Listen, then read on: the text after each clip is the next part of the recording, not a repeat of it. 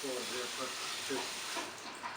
And also, I appreciate the representative of the AHA hosting this August event.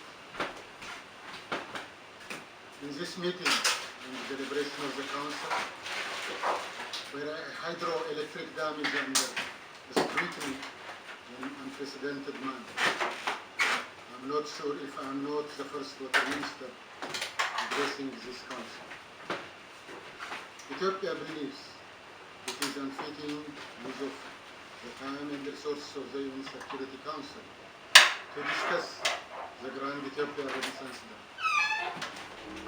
Having said that, Mr. President, it is an honor for me to speak before this august body, voicing the concerns and just causes of my country.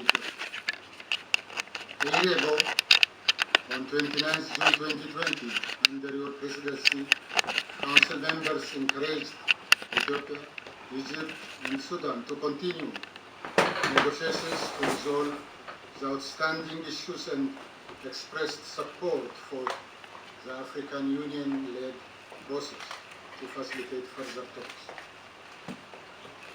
Ethiopia took part in the negotiation with renewed commitment and good faith to reach a mutually acceptable negotiated outcome under the auspices of the African Union.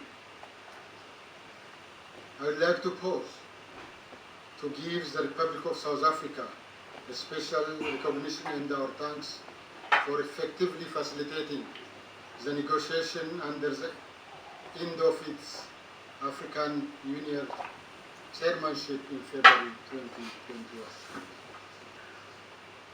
Similarly, Ethiopia commends and stands with the Democratic Republic of Congo, the current chairperson of the African Union, for its relentless effort under trying circumstances, including the repeated disruption of the negotiations.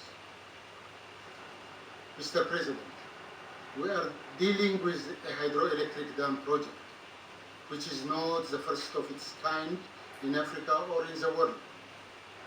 We are building a reservoir to store water that will generate electricity by heating turbines.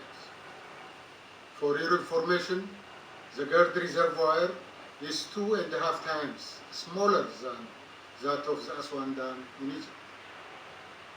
Perhaps what puts the GERD in distinction from other projects is the extent of hope and aspirations it generated for 65 million Ethiopians that have no access to electricity. It is also unique because the construction of this $5 billion dam is financed by the blood, tears, and sweat of ordinary Ethiopians. The GERD is a right dam built at the right place for the betterment of people in the broader region. Our unfortunate inability to utilize the Nile River so far is deeply embedded in the psychology of our people. Two famous Ethiopian proverbs underscore this point. Gowwan bishaan keessa dhaabbatee eebota, or Yabbayin lij wuha xamma. Both roughly translate to the irony of the tribulations of a poor man who stood in the middle of a river and lamented about experiencing extreme thirst.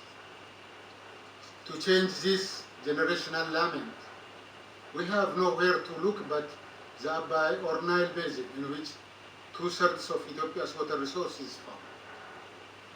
In this mighty river, which we share with our neighbors, our people so hope to extricate themselves of darkness and march towards it by building the GERD.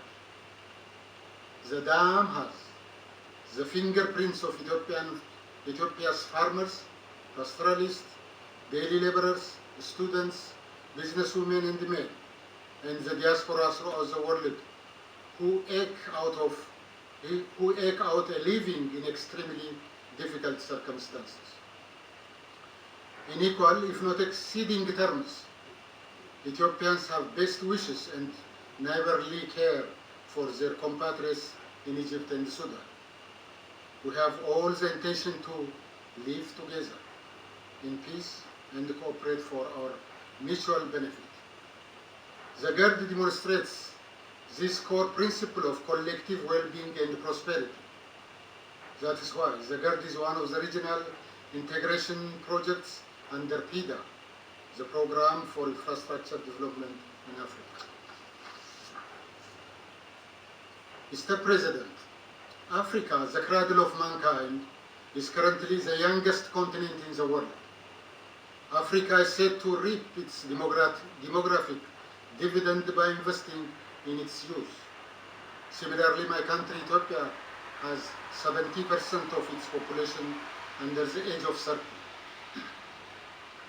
More than 100,000 Ethiopians graduate from higher education every year. Not only that, about 30 million Ethiopians are in schools at various levels of education. Catering to the needs of this growing population is an imperative and existential matter for my country.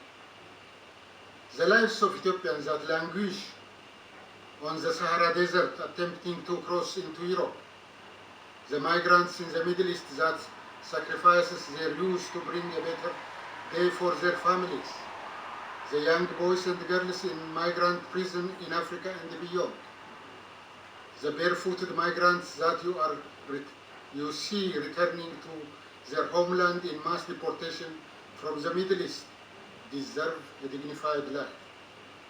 The GERD is a project, a people's project, and our humble attempt to realize this dream.